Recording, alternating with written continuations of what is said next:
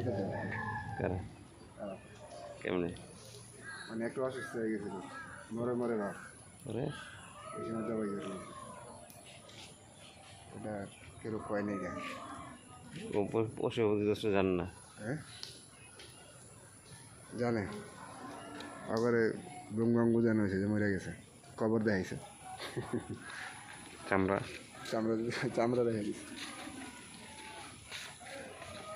অনেক সুন্দর জায়গা ওই তুমি কি এটা ভিডিও হয়ে গেছে কথা জানো না তো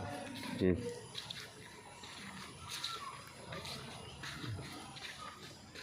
কে জানো যে আস্তে আস্তে কইস গেল মিউজিক দিলে থাকবো